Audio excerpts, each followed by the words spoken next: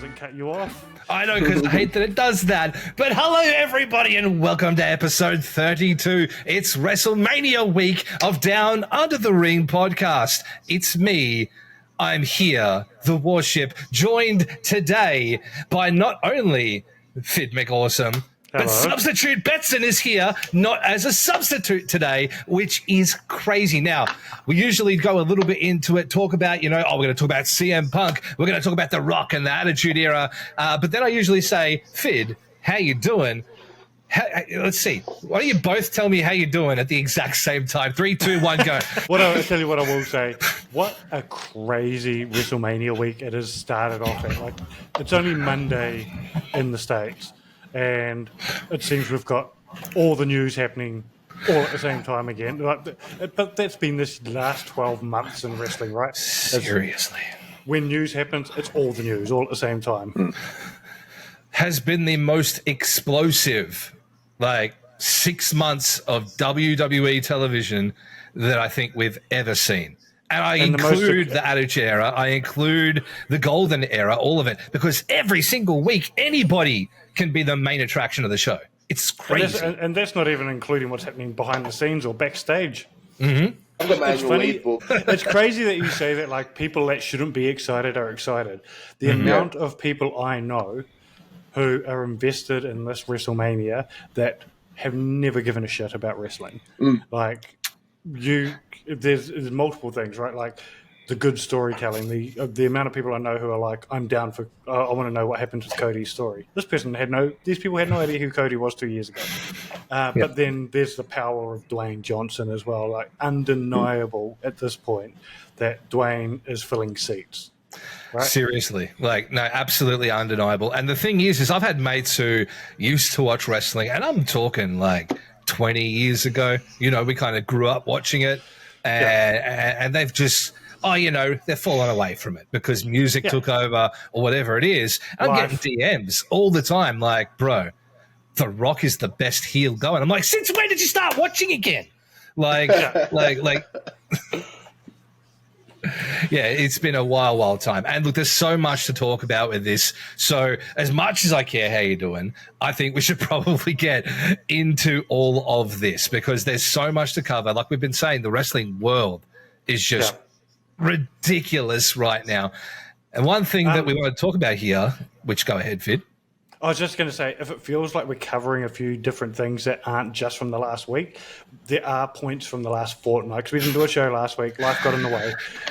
So there's points from last week we're probably going to get into this week as well. We kind of did do a show. We recorded it before Raw. And then it didn't come out until Friday. So it kind of counts. But, yeah, we didn't have time to record any of the reactions. And one of those reactions, the one that really is the big reaction, is how good is the fucking final boss right now? Oh, dude, what I'm loving about what Dwayne's doing is every single week we're seeing another layer put on top of what Dwayne's been doing, right? So first he came back and he was essentially he was John Cena versus Rock era heel, right? It was a bit bubblegummy and wasn't as badass and all that. Fruity Pebbles. Remember, you remember me and you on the first podcast after he returned, we were like, cool, we got heel Rock. This is cool, but there's just no grit to it. Mm-hmm. And we wanted to see that grit, right? We wanted to see what we saw at the Vegas press event. We wanted that. Yeah, exactly right. And for you, Betson, this is like a new experience, right? Because you didn't really get to see this. You've probably gone back later, but you didn't get to see Hollywood Rock and the evolution of that into this now. So this must be really interesting to you. I have gone back in real time. Visual signage, just at John Cena. It's oh my God, you've grown a cat on yourself. That's interesting. And now you're just getting butthole. All right, man. Honestly, I'm jonesing for it. I reckon it'll happen night one. I don't think it'll happen night two. But that glass breaking and then the bloodline taking over after a stunner, because I do think that if they do both interfere, that'll be the story of the bloodline overcoming night one, because I do almost guarantee the bloodline are winning. Oh, I think the smart money is on the Bloodline winning because I think that's the obvious play. But like I've said it for weeks, there's definitely also a situation where the Bloodline lose that, and Seth is the one that interrupts this match on night 2. Yeah. That's the other option. If I was going to put my money on it, though, it would definitely be Bloodline winning. And I think you're right that if Cena and Austin are going to be involved, I think you have to do it on night 1, only because I do not want Roman and Cody to be watered down by other people having a moment during their match. But if you think about, and it was never going to be a headline match, but if you think about the Triple H versus Sting match from years ago, was at 31. What watered down that match was the NWO and DX get involved. That's what turned that match from being a good match into a shit sort of match. I agree. Sharing those. Yeah. I just don't want to see it watered down. Seth idea is fun. Yeah. No, it really is. Sorry. The last bit of it. I was going to say that last bit of adversity because hard times make better men. Yeah. Well, once again, Yeah. I look at it though as if the second match, like the actual match, it's got to be Bloodline rules, so there's going to be interference anyway. Like that's just neither here nor there. But I think it needs to happen in such a way that doesn't detract from the match. So if it's going to be night 2, we need to have had already most of the match down before the first bit of interference comes from the Bloodline. And then we need to slowly build to the rest. Leaving just the 2 of them in the ring. I think definitely the last 5 to 10 minutes needs to be just those 2. Yeah. I definitely think that we need to, if it's say a 40-minute match, right, which it really probably should be around about that, I would say that 20 minutes in, the Bloodline hit the ring, and then there's like 10 minutes of schmoz, and Stone Cold fucking these ones, hits the stunner, drinks beer, John Cena, all that kind of stuff. It all goes through the thing. Maybe we get a surprise that we might talk about later, and then you're left with just those 2 on the ground again. And they've both been hit with finishes. They're both struggling to get to their feet. They do the slug off, the booyah punches, and then we roll into the rest of the match. Maybe even something to the point where, like, they get like chained or something and no one can escape it. And then, you know, like imagine if everyone was like handcuffed, right? Like they did with AEW where Christian was handcuffed. But then The Rock, because he's The Rock, breaks it right near the end and then hits another rock bottom and that looks like it's over. And then we get one final return, which you mentioned 2, but there were 3 trucks. The third truck had the next big thing, Brock Lesnar's face on it.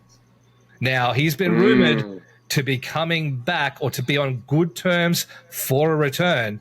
Can you imagine that? The Rock has hit the rock bottom. He's dragging. All of a sudden, that music hits. Lesnar comes in, F5s The Rock, and is like, this is why I shook your hand. You know what I mean?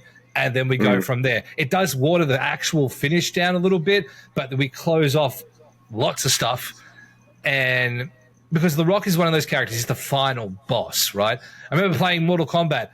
The final boss was Goro. It wasn't Shang Tsung, it was Goro, because you had to get past Goro to get Shang Tsung, right? And he was way harder to kill, way harder. You had to drop kick over and over again because you couldn't beat him any other way. So I like the scenario in where The Rock does this big last final stand as an option, but they need to pace it out in a way that doesn't take away from the match. It is funny that you've mentioned... Oh, sorry, Pete, go ahead. Oh, no, I was just going to say, the Brock Lesnar thing, 6 months ago, absolutely I would have said yes. Yeah. I don't think we're going to see him. But how many things have you said you don't think you're going to see in the last 6 months? But in saying that, I think everything when it comes to being connected to the situation... Yeah. Look, you're probably it's a right. Bit different. It's a little fantasy booky for me, but you're probably right. And not because I want to see the old mate piss guzzler back, but more so because I think it's going to be a really interesting thing to happen that no one sees coming. And he was that for a long time. That would have been good. I just don't think think that would have been like a huge... I think that's not out of the realm of possibility still. What I think is probably more likely, though, is if Roman does lose, it's more of a situation that Rocky's going to be disappointed and that rivalry starts. I like the if that you said there because I'm just fantasy booking here, but I think Roman's still going to win at this point. Look, we've been saying this for months. The most unpredictable WrestleMania of all time. Yeah. And I love it. But it's funny because but now we're 12 months removed. I go, that decision was bang on. And I don't know whether I can do that for another year. Though. But how, like me and you, we talked about, actually all three of us talked about this after Mania last year. Like straight afterwards, I think all of us were pissed. That was the wrong move. I was serious, legit. Yeah. But it doesn't have to go all the way to SummerSlam either, which is obviously the record. It doesn't have to do that. I just don't know enough. I can't tell you with 100% certainty. And little things keep happening. And I know this is a point that we've put way down in the list. It's second for us, but it's a point that I'm going to bring out. I want to ask Betson, because I've already spoke to you about it, Phid. Did you notice anything significant about the beatdown today on Raw? Admittedly, as you can tell from videos, so the bit that you probably may have seen then was Jay getting thrown out of the entranceway by The Rock, and The Rock came in, and he throws Jay against the entranceway once, throws him back out into the backstage area. We'd never see him again. You don't see Jay again. He's over.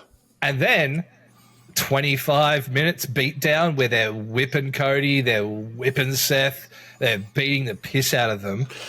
No Jay. I saw that part. No Jay. By the way, did you get the feeling watching that this was the first time the Rocks actually worked ahead of time? Like it felt like they were like, shit, we're actually ahead of schedule. Yeah. The point that I feel about that though is what's the Rock said every week? It's all about family. Family is everything. He put his hands on Jay. Family above all. But did he really? Or did he just throw him against the wall and then throw him backstage? He didn't punch him. There was no strikes. There was nothing. No. So I'm a little bit interested into seeing what happens in that match as well, because that walkover, it might be the other way. It might be Jay walking this way. Yeah, absolutely. That will dictate.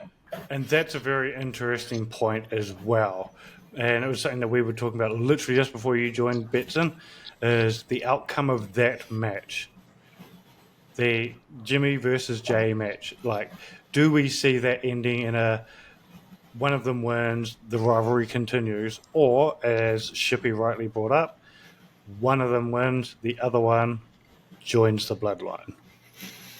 I wouldn't even necessarily say it's a bloodline. I would almost say the Usos, because I saw it was a cartoon. It was a meme. It was like a Simpsons meme, and it was Bart and Lisa where they're in the hockey thing, and as he's going to take the last shot on Lisa, there's the flashbacks. Sorry, it's Lisa doing it to Bart. There's the flashbacks of all the times that like they were helping each other and being kind and all of that, and they couldn't do it. I kind of feel like we might get that too. I don't need a tag team partner. Yeah, I need my brother. Yeah. I don't need a team. I don't need a friend. I need my brother. And need you. And that's it. We don't, we're always family, but family doesn't mean bloodline, Yeah. Yes, I think that, yes. I can see that for sure. But then that would mean that Jimmy would leave Solo as well. And look, Rikishi is going to be there, right? What did they call him? What did they call him on the show today? The prize fighter on the island on the island of relevancy. Fight for. Yeah, I love the idea of going into a genuine bloodline civil war. Like we had the civil war, which lasted all of a month, right? But it's going into like a genuine Rock versus Roman, fracturing the bloodline, Usos and Solo being separated, like the whole thing. Bring Rikishi back in for a run as well as a manager or figurehead or something, like the whole thing, like go in. I think the Rikishi part's an interesting part to add to it as well. I don't think Rikishi will be involved in the main. I think Rikishi will be strictly limited to the Jimmy and Jay match. So do I. I think I wouldn't mind picking he'd come out on the ramp or something or other during the... Yeah. It's enough. I don't know. There's something in my brain and I can't quite click it together. There's like a Lego piece that's half stuck in there, and it's along the lines of a long time ago, my dad did something for you. Now you have to do something for me. Like the Solo saying to The Rock, it goes back to the classic, I did it for The Rock. Rikishi I did it for The Rock. Ran over Stone Cold Steve Austin, and now he's a favor, and then we can transition Solo up, because Solo's either got to go up or go out at this point. So I was thinking about Solo today, actually. I think what they've been doing with Solo is brilliant, because he's not going to have a match at Mania. He's going to be involved in basically 2 main events without being in the match. I've been enjoying the fact, though, that they've been dropping him into matches periodically to remind us that he's a badass. Mm-hmm. Just like enough, his record's shit, but like he's still badass somehow. Yeah, but yeah, that's what I mean. Just enough to remind us he is a badass. He's not just a supporting character. He is a wrestler. He can fight. Didn't he eat like 5 chairs today? Something like that. And he's beaten Cena. Yeah. He beat Cena, and today he held Cody down for The Rock, which, just might I add, The Rock laid in that belt harder than anyone else in the building. They were rough shots. He beat the fuck out of them. And that's for 2 straight weeks he's done that. Yeah. Oh, yeah. And speaking of fuck, what a moment, right?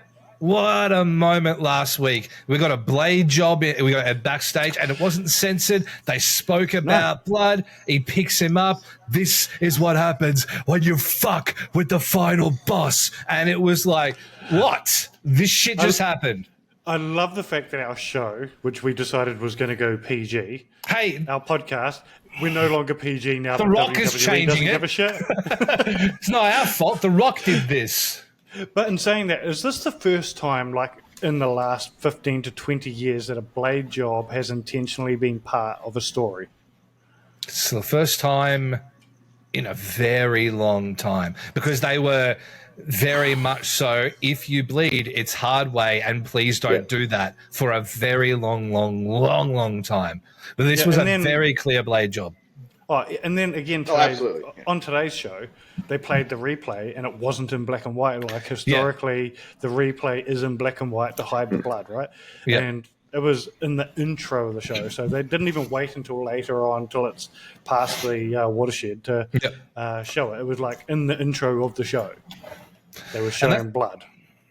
That's the thing, is that, like, some of that footage historically is now forever black and white. Like, there's no alternate to it. So for a long time, it was like, that's it. We can't do any more. This was saturation up, as red as it can possibly look, as artistic with a cinematic filter on it as it could possibly look. It was The Rock acting, doing a really, really good job of everything. And he can still throw strikes. He can still do it all. He looked awesome. He looks 20 years younger than he is. And unless you look at his face, and then you're like, but he's honestly in the best shape of his life. He looks like he can still go. He's throwing shots like he can still go. Is this now? We've been talking about it for a while, but where do you put the true beginning of this newly revised Attitude Era? Was it that promo, or was it the return of Cody Rhodes? I think it was Vegas. I think Las Vegas is the return. Like, that's where everything changed. If we're going to put a line in the sand and say this is the new era, it's Vegas. It's that Vegas press event. Get 100%. Like, that was different. Something it felt different. I have to ask a question, and I don't ever mean anything disrespectful by it, but do you know about that because of WWE 2K24 and the Firefly Funhouse segment? Like that ruthless aggression thing, is that sort of where you saw it to begin with? No, I had no idea, because I just played through that on the showcase mode, and I was like, oh, there's so many moments here. And the ruthless aggression doco was sick. Yeah. It really was. And so I also think it's just one of those moments in WWE that they've drilled into everybody's head repeatedly for the last 20 years or last 10 years when it comes to that. Like there's just like you weren't even watching in the era, but I bet you know when Stone Cold Steve Austin became Stone Cold Steve Austin. Yeah, when he became Austin 316, everyone knows that. Like, it's just drilled into your head. This is part of canon. See, when it comes to that, yes, Austin 316, the birth of Austin 316, but I think Stone Cold Steve Austin truly became Stone Cold Steve Austin when he refused to fucking tap out to Bret Hart. I mean, passed out. Like, for me, that was the moment. But you see that one, too. It was at the start of every WWE ad. Like, you know, the how you learn to fall from a 50-foot ladder. Like, that bit there, body's bruised. Like, that whole thing. It always showed him doing the face and the blood coming down and all of that. So these moments are ingrained. And, like, the Cena one is one of them, too. Oh, 100%. Look, we've got way more wrestling to talk about. We really do. But essentially, let's be honest, this entire Mania is wrapped around this Bloodline versus Cody versus Seth versus whoever else. With that in wrestling.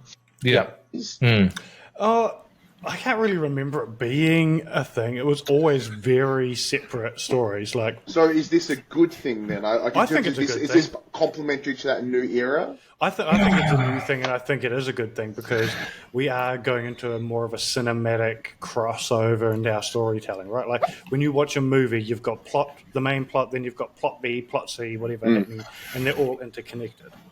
And I think when you look at interesting. It felt now we have that here. Sorry, Shippy, look at you. Have a thought? Yeah, I would argue that a little bit. I think that the 99, 2000 era, everything was interwoven. You had Triple H feuding with Mick Foley, but not really because he was also feuding with The Rock, but not really because there was also the Big Show leading to WrestleMania 2000's main event. But in the build to that, it wasn't like we did 5 years ago, 3 years ago, where you have the same two guys wrestle once, wrestle again, and then have a pay-per-view match, which is what we were doing even a couple of years ago. Like, they took the time to leave the situation, but like a great example is The Rock and Mankind for the WWE title, the WWF Championship, and who interferes? Stone Cold. And it's because of that continuation of that Rock and Austin thing. Okay, I'll concede that. I think you are right. I think we're moving more back to that direction and beyond it in a totally different way, which I think is nothing but good for it. Well, look, before we go any further, this is a perfect time for us to actually introduce our new segment that we're going to be doing in the show, which we're calling Hot Segs. And this is one hell of a hot segment. Which basically Hot Segs is going to be our favorite segment of the entire week / fortnight. And this one is actually last week's segment, CM Punk, Drew McIntyre, and Seth Rollins. And how amazing was that segment? Like, start to finish, felt real. You could tell that they said, here are some bullet points. Go out there and do it. And when it comes to Drew, he's so good. Something has switched in his brain. He's always been good, but he's so good right now, and he can hang with Punk. Oh, and this is the thing. I think Drew has, always been a great wrestler. I think since he left and went to the Indies, he's been a good wrestler. But I think there was always sort of something lacking in the story, the mic work with him. It was always like, it was good. It wasn't great. But something has definitely switched in the last couple of years where he's gone from good to great. And it was the small things that he has I think it's more he's got the confidence to do that he didn't have a year or so ago. And it was literally like CM Punk taking the piss out of his kilt. You know, and he was instantly like quick as hell. You're going to get yourself cancelled for that. But it's those little pieces of spice that made it for me. It's that little bit of organic that allows enjoy that. Like, I don't know, but it's even his social media game and everything was just so just the little things he does, like when he was like taking his jacket off and he's like, I had a bit of trouble with my biceps there, not like you'd know about that one. Like little like little moments like that where you're just like, okay, all right, because you're huge, I get it, and he's little, and they're just so snappy and so quick, and he just comes across as such a piece of shit. But in saying that, it felt like Punk was having fun with him too, like Punk daring him to say his name. Who chose you? Who chose you? The say chosen one. What?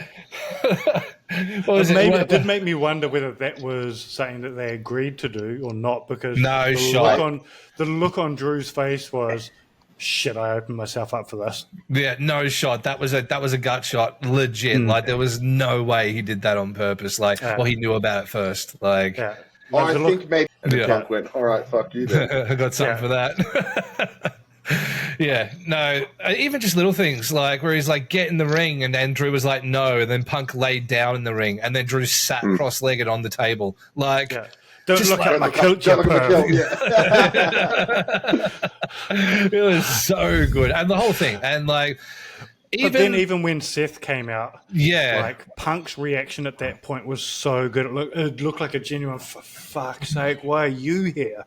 I've got this dickhead, now I've got you. Yeah. I think we've missed something the whole time here, and I've been thinking about this for a little while. I haven't said it because the internet doesn't like to think about it like that, and they're very much, Punk and Seth, boo, they hate each other so much. Has anyone stopped to think that maybe he asked to work with him later? Like, they've had their sit down. I think the initial reaction was real. Genuine. Yeah. And then they, but not backstage. I've come a long way in 10 years. Yeah, I'm going to. This is the thing. I think everybody involved in all of this angle is mature enough and responsible enough to know I may not like you in real life. Yeah. But let's make money. Let's do business. Think they've all signed off on it. That's the beauty of kayfabe, man. Like, that's when that line is like as blurred as possible. Well, that's what I was saying. Like, is it just at a point now where we all too invested in it, and we all think that it's all actually real again? Like, this is like reverse kayfabe manufacturing right here, because like we're at a point where because people are like, well, Drew and Punk hate each other. I will guarantee like dollars to donuts that CM Punk has said, all right, this hasn't worked out the way it is, but because of what's happened here in the last week or so, I want to work with Drew because I can do this with Drew, and we're going to have a great thing going on here. Like, I think that we're really starting to see that now, and I think it's really, really cool. There are threads everywhere. Yeah, it's beautiful. And look, and I hope that we are going back to they have figured out a way of being able to work us, because I want to be worked. It's so good. I love being worked. I want to be worked. I want to mark out. I am a fucking mark. So give me the opportunity to be worked, because nothing makes me feel better as a wrestling fan than having a moment where I lose my shit and go, I didn't see this coming, or I didn't expect this, or this is I want that. I don't want it. There's nothing wrong with giving me what I want. I've said that numerous times. Give me what I want. But at the same time, work me, man. Yeah, that's what you want. Nothing beats that feeling. Huge. They made her look like a superstar. Like that, the beam walking through. And look, they didn't do the garbage that they always do when it comes to introducing a star. They didn't do the bullshit where they just come out and they say like, I'm going to be the best. Ooh, I'm Storm from the X-Men kind of, and that's why I said Storm. It wasn't just that, because later in the night, we actually saw some action. I don't know why her finisher is the same transition move as about 4 other women on the roster right now, but I did really, really like the whole thing. I'm really, really excited for it. I think she should just use a choke slam. Like, she's big enough to be able to do that for sure. But yeah, super, super impressed with that. That whole lighting setup with the smoke and then the beam coming down. Yeah, it was real cool. I haven't seen that effect since Ricochet had it, so I'm actually quite happy with it. Yeah, so I'm glad they didn't first, Just quickly going back to CM Punk, Drew McIntyre, and Seth, there was something interesting announced today. They haven't confirmed the location, but they have announced that Clash of the Castle is coming back. Did they? Yeah. And they just know they dated it too. They have dated it, but rumour is pretty solid that it's going to Scotland this year. Ooh. Oh, yeah. That'd be awesome. I think they need to hold off from Punk versus Drew until then. Correct. What Drew wins versus CM Punk. About if on WrestleMania Drew comes out, Seth comes out, Punk comes out, if you have the balls, I'll wrestle you with one arm. Put me in the match. Punk wins. I don't think he is. But even if he is, I think he could do it. Can you imagine if they come back around to it, Punk pins Drew, and then we go to Clash at the Castle in Scotland and Drew beats Punk? Oh, that's the only other way you can book this if it's not Punk challenging. I think it is Punk going to Scotland as the champion and getting booed out of the building for Drew. Yeah. Oh, yeah, and by then you have asshole heel Punk, right? Because the beauty about Drew at the moment is Drew's not a heel. Right? No. I think he's justified. He's a justified asshole. Yeah. But he's not a heel. Like, nothing he is doing is wrong. He's very Rippers in that way, right? Yeah. Like he's a heel, but he's nothing not. He is saying he's is loved. wrong. Yeah. Nothing he's saying is wrong. He's absolutely justified in everything he says. I'm glad that they've gone away from the nothing going Drew's way side of things. Mm-hmm. Because now that we're starting to get the justified asshole, that's where I think the magic is with him.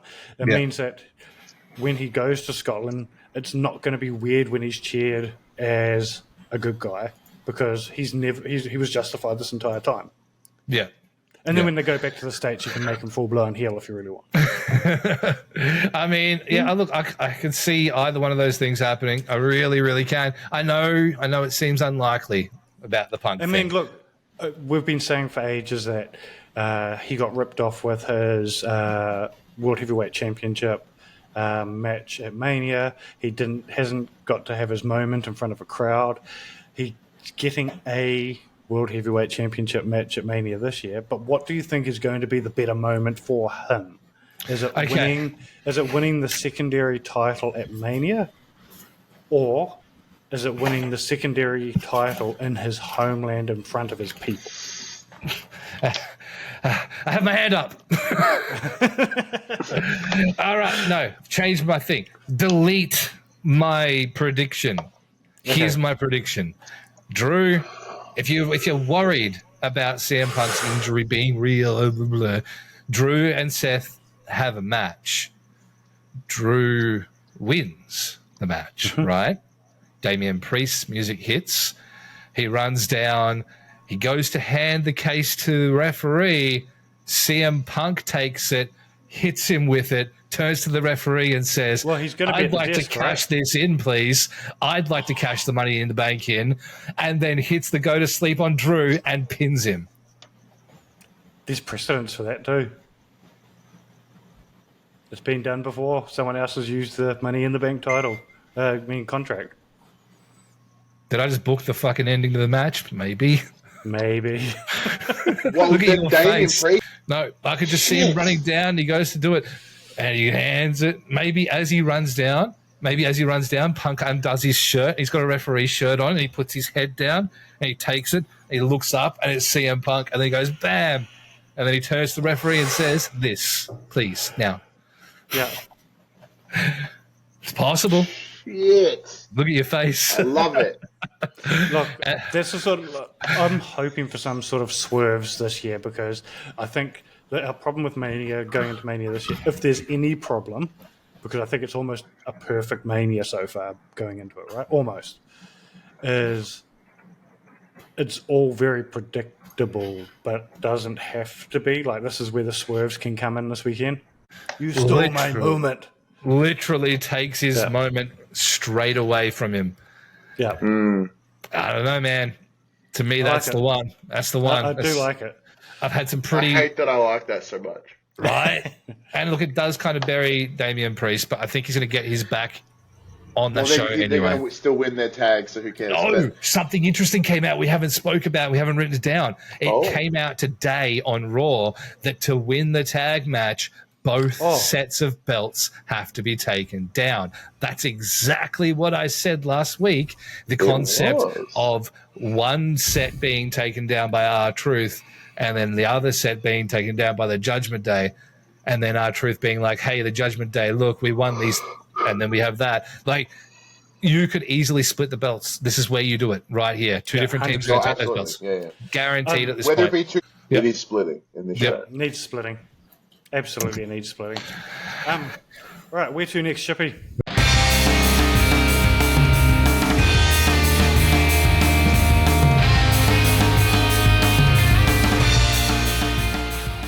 Back. Where to indeed? I know where to. More video effects. Run the LA Knight moment of the week. Let me talk to you. Yeah. And now, this is something that I've been talking about and thinking about and loving over the past week, is 2 times this week, this LA Knight moment isn't actually about LA Knight exactly directly, but 2 times this week on SmackDown, we actually saw the wrestlers do something we have been screaming at them to do for years. In the Logan Paul match, in the Kevin Owens and Randy Orton match, with Pretty Deadly, we saw Logan Paul come out and use the brass knucks, and then after the match, Randy's like, bro, what are you doing? How could you lose to these guys? Looks up at the Titantron and sees Logan Paul scurry under the ring after hitting him, and he's like, wait, that means he's still there. He walks over there, lifts the ring apron up and goes, oh, hello, I'm going to beat you up now. That was awesome. He's wearing he just needed a fake mustache.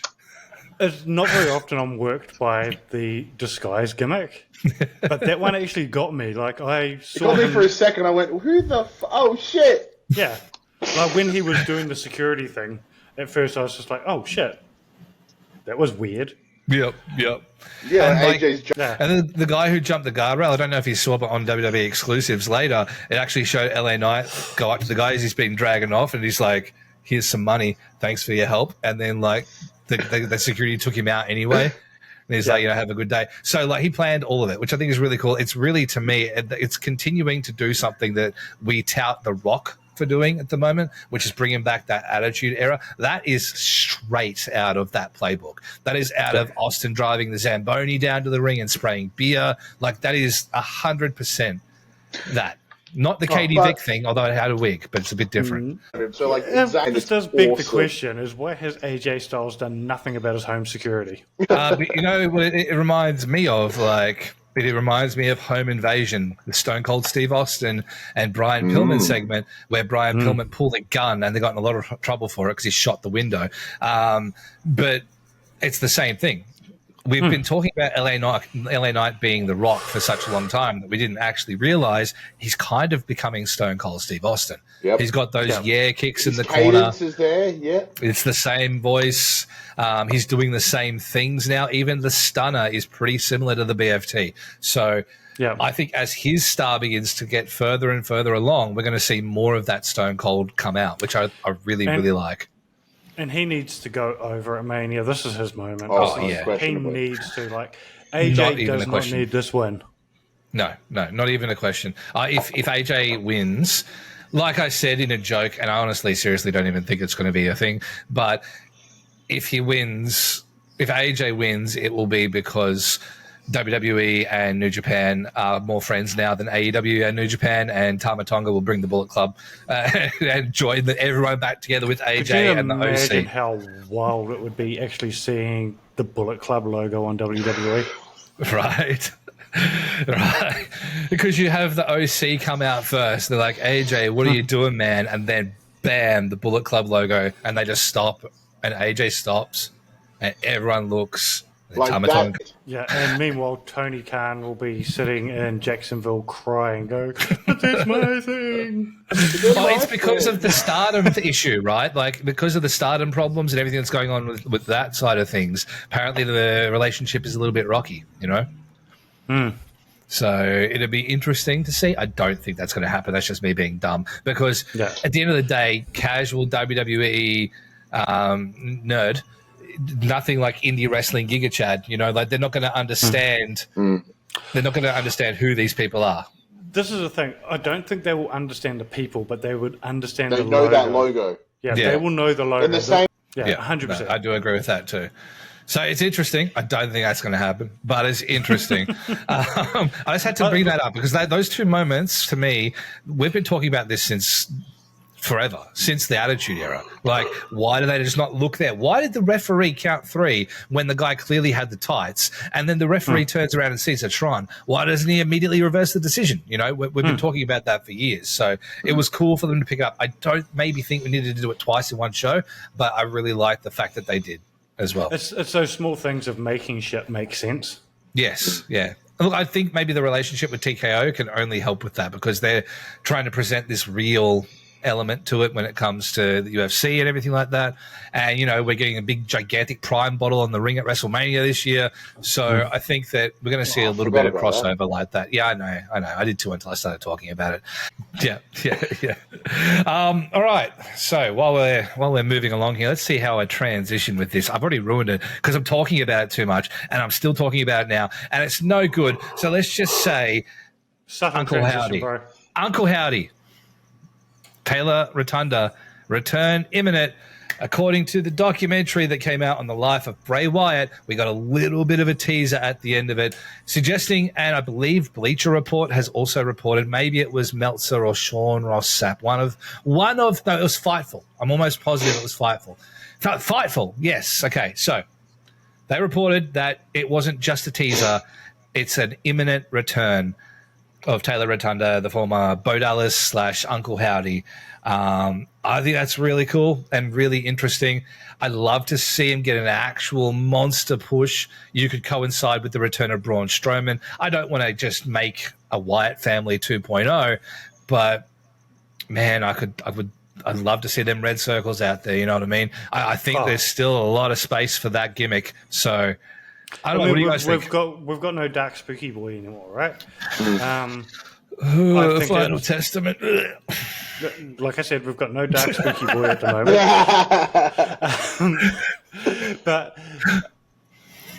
I'd love to see it as a tribute to Bray. I haven't watched the documentary. I've been tweeting about the fact that I'm not emotionally ready for that. I've already decided I'm not watching by myself in my house. Yeah, I've decided I'm not watching it until after Mania. I want to go into Mania feeling good, feeling positive, all of that. I'm going to watch it after Mania. I have heard good things. I got a bit emotional today because they shared the short of the his final costume that he never got to wear. As the theme. I was playing through WWE 2K24 and I got to that match and showcased the Firefly Funhouse match, and it just makes me so sad, man, because that guy is going to be the biggest star. Like he was just on the precipice. I know people hated the lights out, like they hated the Mountain Dew gimmick, like. And they were a little bit like, he's always sick and stuff like that. Well, yeah, but it was for good reason. You know what I mean? Like, I look at him as he'll go down in history to me as probably the biggest what if that we've ever had. And I think that's the biggest tragedy. The biggest tragedy is and the biggest tragedy I think is losing Bray before we got full Triple H WWE. Well, they were swinging the hand back when he passed. Like we were getting that punch. It was just about to land. And he was gone. Just about got there. It's tragedy. Super tragic. Let's move away from the sad, please, right now, to go to more sad and say, I fucking called it. Sami Zayn being coached by Chad Gable leading into this match with Gunther. You did. Our last episode, you said that this is what was going to happen, but I will say there was one terrible element of this. My God, that segment was so long today. Yeah, it really, really was. And I really like what they did last week where he just dressed him down, like verbally just dressed him down completely. And you had that moment where Sami said something and it was kind of scary, but not really scary, Sami. You know, like that, like Gunther's still taking him a little bit not seriously leading into Mania. So I don't know, I just booked the best finish ever to the other match, but if that doesn't happen, I think Chad's inserting himself into this match to help, to say, put me in the match too.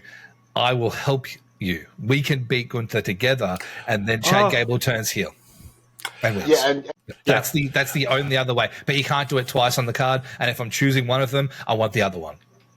Look, I don't think we're going to see a heel turn from Chad. I think the story that they're telling is they're telling the Rocky story going to Philadelphia, which is the home of Rocky, right? I think there's a very intentional... They even had the montage. Even Rocky had a montage. Yeah. And that they're very intentionally leaning into Rocky going into Philadelphia.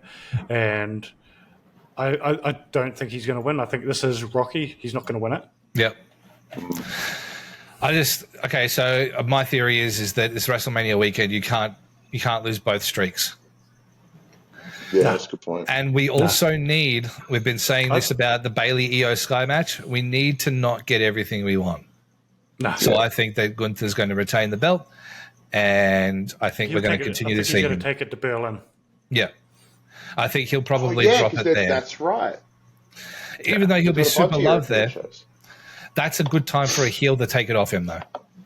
Oh, 100%. To keep a heel champion strong. Yep. So that's my thoughts on the whole situation. Can you believe, seriously, just for a second, that Mania is like less than a week away, right? 5 days. At this point? Yeah. We're 5 days away as of recording, and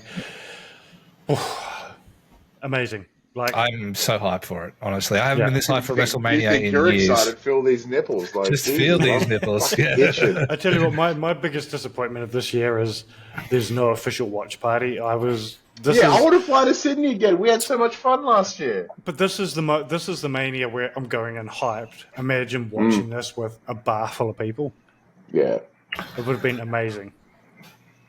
So the last time I watched anything in WrestleMania-wise at a watch party, it was, and I'm not going to swear too loudly here, was a stunned crowd as that third count went in Brock Lesnar versus The Undertaker, and we're in the middle of a bar, and I yelled out and I say, didn't I say 5 minutes ago that this would fucking happen at the top of my voice? And everyone stopped and looked at me, and I'm like, what? And they're like, there's no way you said that. But like, I was talking to people, and I'm like, I think this is it. I haven't been to one since. I don't want to jinx it because I don't want to go to one again and say the same thing at night and be right about Roman Reigns. I'm not going to jinx it this time. I'm going to stay away from it. So, in saying that, I'm looking forward to watching it from my couch as well. Like, there's nothing better than sitting down with definitely not anything to alcohol, and definitely this instead. Delicious man shake for those audio listeners. I'm getting cooked and watching WrestleMania. I don't know what you guys are doing, but hey, okay. So you reckon? No, we can't ask that. I was going to say maybe, but I'm looking at it and I'm like, but maybe. It's going to be a good time. It's always fun. I love getting a group of people around and just hanging out and, eating the wrong foods and drinking the wrong drinks and just watching it. It's like it's Christmas, it's the Super Bowl, it's every major event all rolled into one for the wrestling fans. 100%. It's the only day of the year now that I take a day off work to watch TV. Yeah. I used to do it for Rumble as well, but now Rumble's moved a day ahead, so I can watch it over the weekend, right? So, super looking forward to it. I suppose this only brings us to one last talking point for this week. It sure does. And it's probably, I would go ahead and say it might be the most important one, because it's something we've been speculating about that was confirmed during the A&E documentary that they've recently done on Roman Reigns' career. Roman Reigns comes out and says, you guys better cherish these moments, because once I lose the WWE Undisputed Championship, I'm calling it quits. So that means when he's gone, he's gone. No Do you shot. think that's happening? I think great angle to have him disappear for a while. Then he's down. I don't. No, I think he's going to go away for a bit longer. I think after Mania, we'll see him disappear for a couple of months. You reckon? I think he has to, and then we get the surprise turn up at a Raw or SmackDown. No, he rocks up, wins Money in the Bank, cashes in.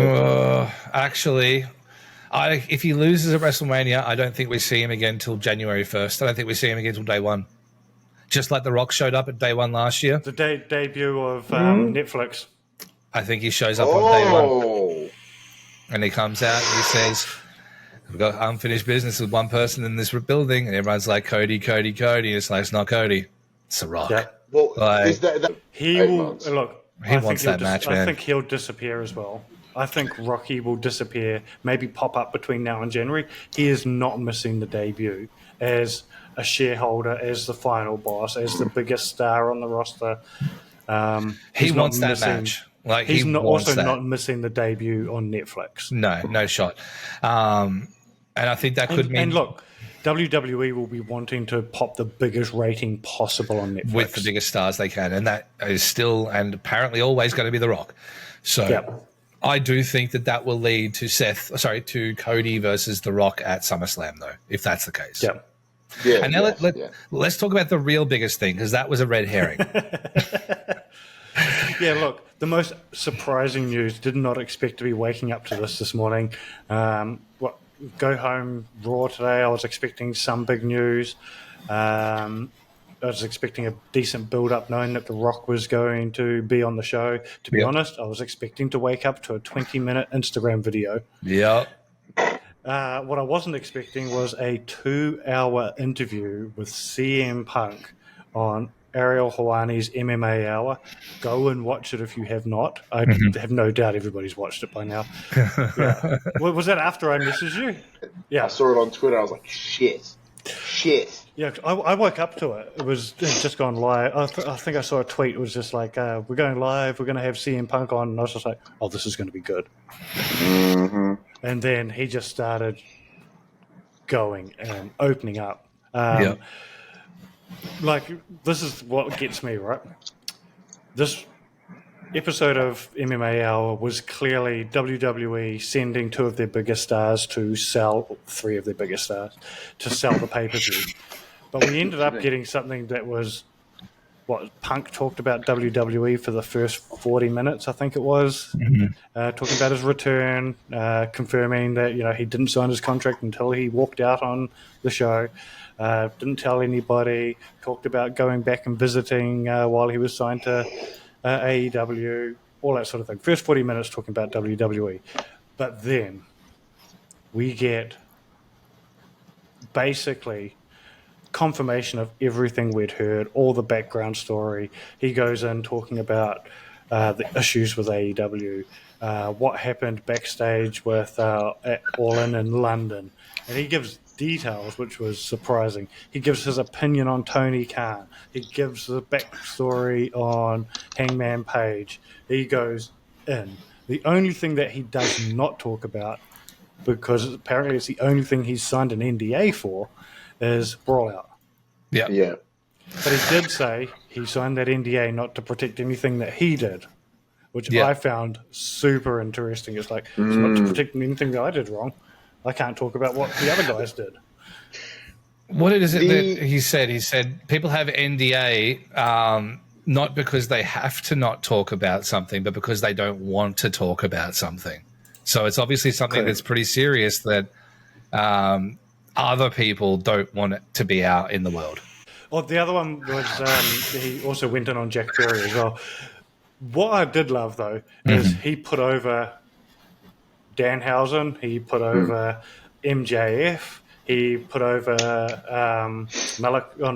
House of Black, Brady King. Like, he put over a whole bunch of guys and basically said, loved most of his time at AEW. He loved. It was more good times than bad, which I think that was, felt very genuine. There was like, I didn't want to dwell on just the shit moments. But the shit moments that he does bring up are pretty shit. And it does make me think. It does, like, if you remember, go back to a podcast from, 8 months ago or whatever it was, when I'm going, basically, fuck CM Punk because I was pissed off at everything that had happened. I'm totally now looking at this entire situation differently. Like, after our chat with Gino Gambino, it changed a lot of my opinions on what was going on with some of those guys. But also hearing this interview, I'm like, sounds like my only things like standard Sam. Yeah, and I agree. Like he definitely should have acknowledged, me choking out Jack Perry. Yes, I just choked him out a little bit. Yeah, it's just a little bit choked. It's still good. It's still good. Yeah, it's fine. I choke children all the time. It's cool. I think that the thing for me is, other than the police that are coming for one of you guys right now, that's me. Because I said I choke children sometimes. It's that's fair. That was really. You can't tell me this isn't a Truman Show. The thing for me that gets me is since he's been back at WWE, and I was going to mention this before I started to, but we kept moving on, is he's had nothing but positive reviews, a glowing report on his backstage. He looks happy. On everything he does, the way he speaks to people, the way he does everything. So as much as if everyone calls you a piece of shit, maybe you're the problem, what if the place is the problem and really you're just trying to survive? Because there's that too. Now, and this is what I said months ago, is this would not, like everything that happened with Punk and the Elite and those guys did not ever happen at WWE because they have structure and management. Yeah. It would never happen. Exactly what Punk brought up as being the biggest issue at AEW is there's no structure and management. Yep. And as he said about Tony, the problem with Tony is a nice guy. Oh, it's the kiss of death. Okay, so in wrestling, as a wrestler, we have that. It is literally our nice kiss guy. of death. Yeah. It's like, hey, what do you think about Phid as a wrestler? He's a nice guy. Like it has been etched in stone for as long as I was doing it. The concept of when you have nothing else to say about someone, you call them a nice guy, and that's exactly sort of what he's done. Yeah, and basically he has said that he's a shit boss, right? He wants to be the good guy. He wants to be everyone's friend. Wants to be the nice guy. Yeah, and essentially, he's confirmed a lot of suspicions about AEW basically being awesome place for people to go work and get paid and all that sort of thing, but it's a company that isn't there to make money. It's poorly managed, and now he saw that. He very clearly, like the amount of times he mentioned the booker, right? He very clearly wants to work the booking side. Like we've all heard the stories about him wanting to go to NXT eventually, take over from Shawn Michaels. From Shawn, and he did talk about how Collision was his show. He was essentially booking that show, which we'd confirmed and heard rumours and speculation that it was the way it was. And look, we all saw it. We commented on it, Shippy, when Punk stepped away from Collision. It went from being the best show on wrestling week to week to instantly just rubbish garbage that you can write off and miss that show now. Oh, but guys, don't worry about Rampage it. too. It's okay, all right? It's okay. Relax. It's okay, because at least AEW is not a place that would just randomly fire people for literally no reason except for budget cuts or anything like that. Like they would never do that. Yeah, well, that's exactly that was right? the big Bad thing. Timing, that was the big thing everyone always talked about. Everybody has been saying that for years. As long as you get in there, you'll get a payday. Tony looks after his boys. Yep, and then for the first time ever, we're seeing budget cuts and releases from the roster. Look, it's saying that it looks like they are releasing from the inactive, haven't been on TV for a while roster. But you know, that just makes it fine, right? They don't have to be. I mean, like, yeah. Twice he's been released. But Dasher was the other one as well, who I thought was actually the best ring announcer in AEW. Yeah. Oh, yeah. That one was confusing. Yeah. Surprised that she was let go. Yeah, look, at the end of the day, like I don't want to touch on this too long because it'll make me upset. Because at the end of the day, this is something that AEW's always put over, is that where for the wrestlers, everyone gets paid, everyone has a good time. We want to make sure that everyone feels like they have a place to go and a place to work. And today we got our first round ever of just straight up budget cuts of people who are still in contract. There are people still competing on Ring of Honor who were fired. The boys. So, yeah, literally. So they're involved in literally a custody battle storyline on Ring of Honor at the moment. And they're going into a pay-per-view this weekend with them supposedly a part of it. Yeah. I don't know. Maybe this is it's not. I don't want to ever call it the beginning of the end because that's so wank. But I'm going to go at it as a more positive angle. I wouldn't mind picking that this is the beginning of a tighter ship. This is them going, we need to be a business. Yeah, they've brought in new management that are ex-WWE management who know what they're doing, and I think they're going to tighten up the budgets. I think over the next year, hopefully we start seeing better management of that company. And look, hopefully that translates to better TV, because I was a AEW mark, and I haven't watched an entire AEW episode in months. Yeah, right? Yeah. And that sucks because there was a point there where you were the AEW guy and I was WWE guy. We were covering all of it, but we just haven't had a need to for such a long time because we'll pick little bits up here and there that are awesome. Yeah, that ebb and flow. Yeah, there will be a transition time again, I'm sure. Oh, absolutely. But the thing is, I think it is structure behind the scenes, and this Punk interview has massively confirmed to me that that's where 90% of the issue with this company is management. It's structure and management behind the scenes. Once they get that sorted, it's going to help with the on-screen presentation. It's going to help with hopefully sticking to stories and all that sort of thing, telling better stories. That's their issue. It's just unfortunate. They're a great show for good wrestling.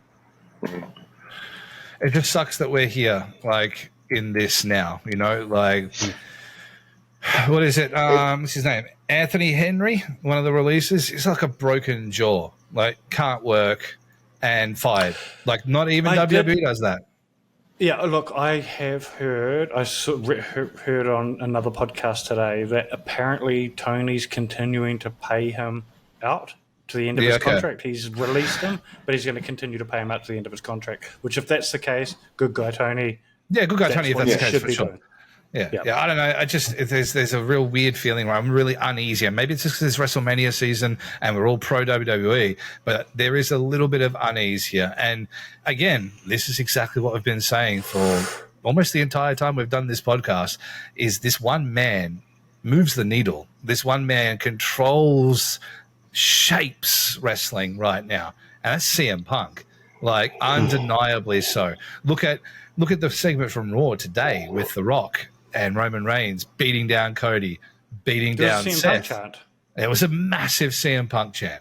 Like, as a viewer, I was legitimately like, this makes no sense.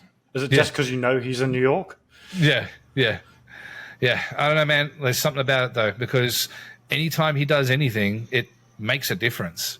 Like, it really does. And this interview is going to change the perspective, good for or bad, about how people feel about AEW, and I think it's going to do it for a while too. Look, this is the other thing, is I think we've seen this historically over the last year or so.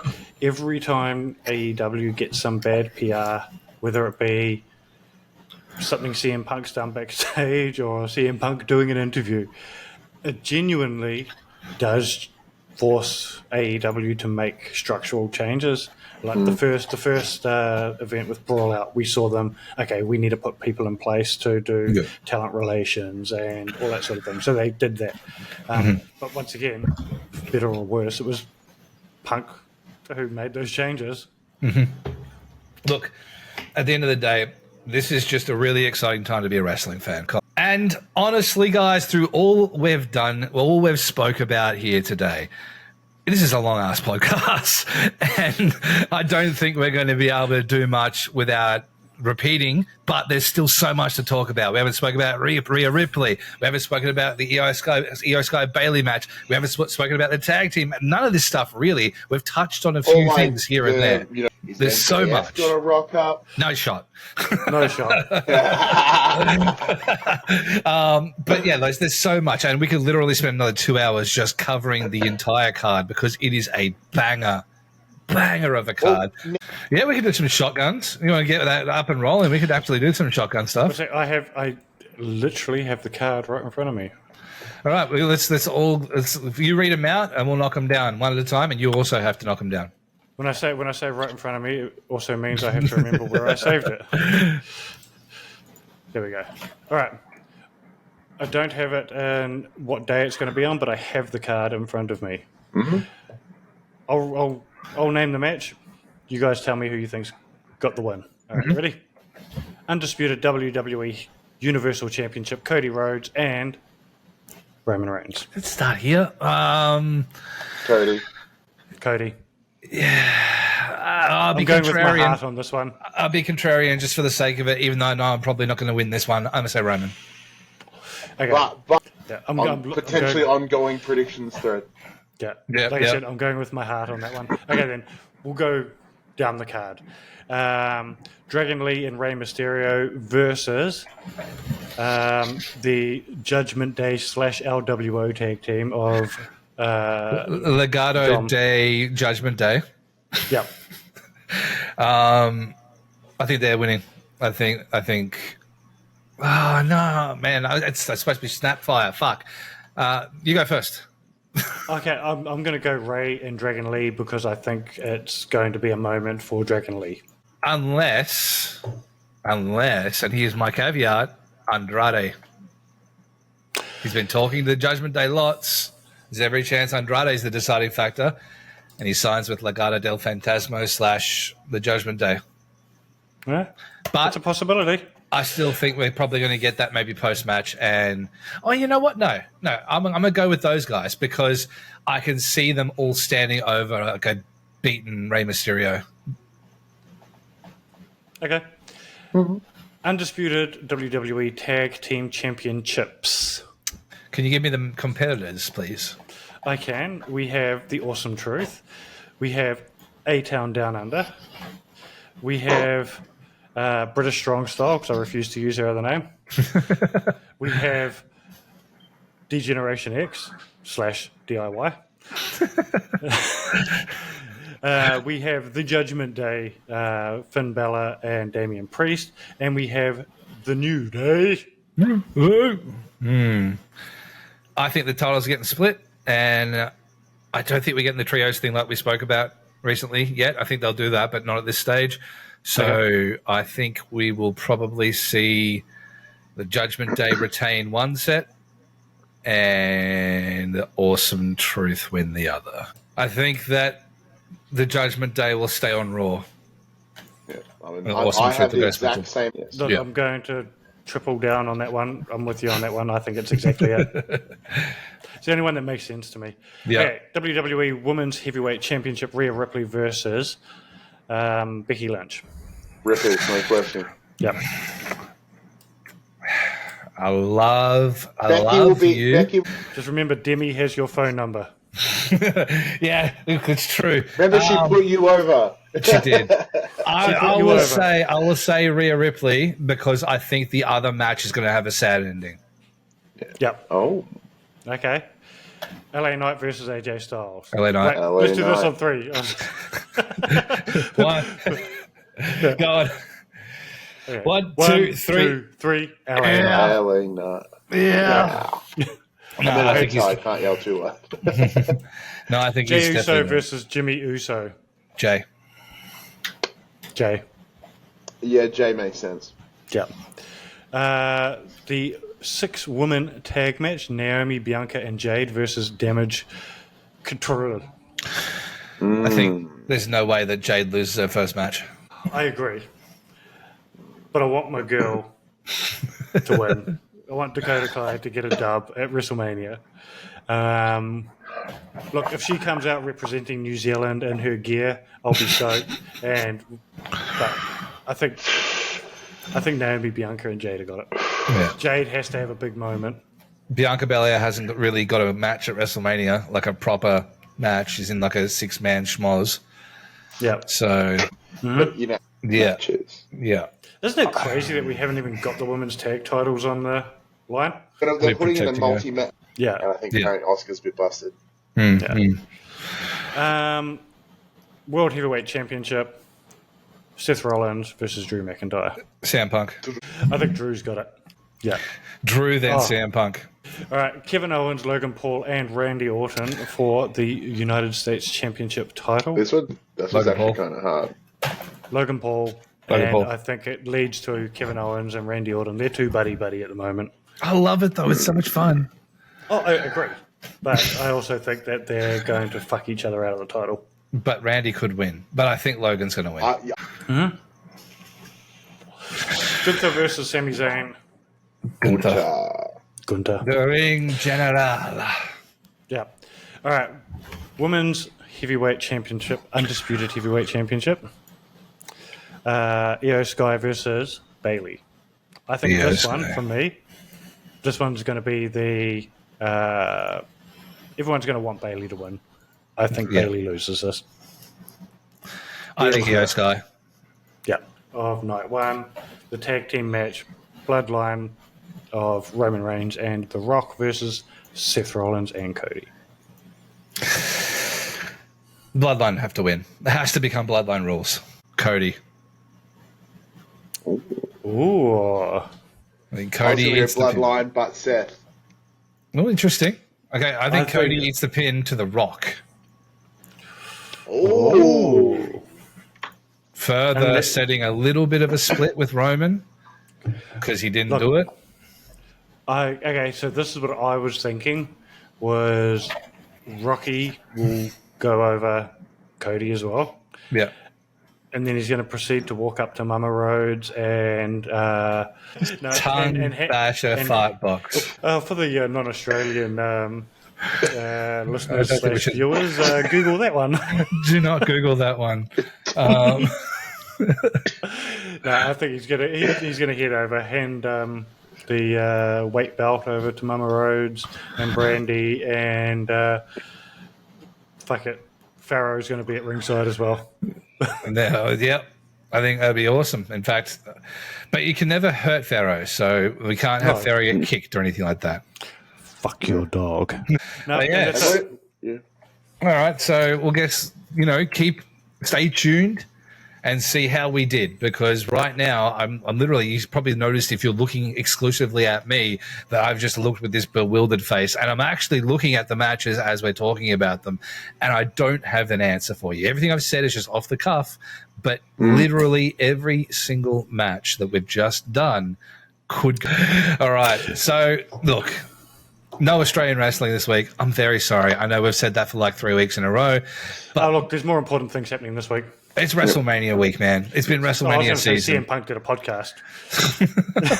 Hey, that's not more important than wrestling. How dare you?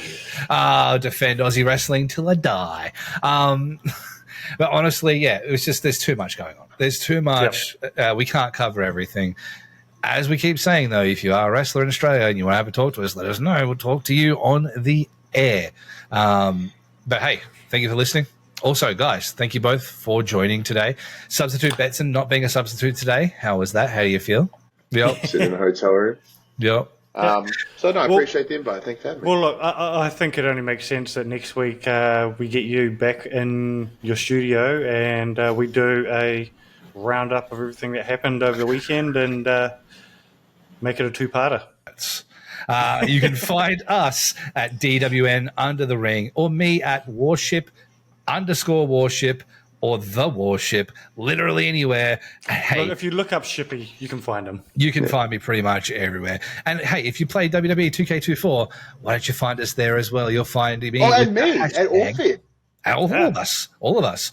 Use the hashtag TheWarship or DUTR to find most of us. And I'm not sure what you use, Betson.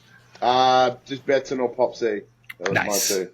Excellent. Yep. You find it. I want to see some videos of us being used on people's games. Yes, I would love that. Yeah, go on. I know there are a few people who listen to this or watch this every week who are avid 2K24 people. So let's get some of those going there. See who the true champion of Down Under the Ring would be. But thank you guys so much for being here. Thank you for listening. Thank you for watching. Thank you for being beautiful. And as always, we will see you down under the ring.